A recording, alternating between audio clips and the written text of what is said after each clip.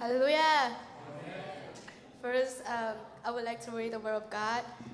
John chapter 3, verse 16. For God so loved the world that he gave his one and only Son, that whoever believes in him shall not perish but have eternal life. This tells us that Jesus loved you so much, that he paid the price on that cross for your sin.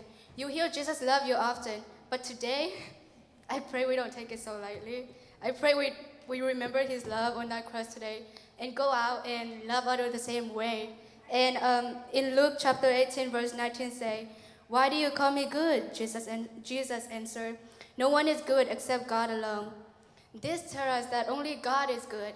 He is so good that while we were still sinners, Christ died for us. That should have been me on that cross. That should have been you on that cross.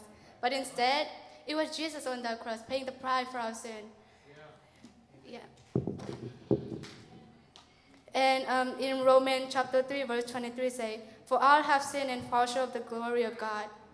So bad news is, we are broken. All men are falling short for the glory of God. But Jesus Christ falling did not come to condemn the world for demons. And by his blood, we are washed by the snow. That is good news. Because nothing I can do, nothing you can do, can right our wrong. So, John chapter 14, verse 16 say, Jesus answered, I am the way and the truth and the life. No one comes to the Father except through me.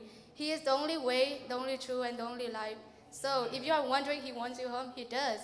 God loves you. So repent and believe. Yeah, thank you.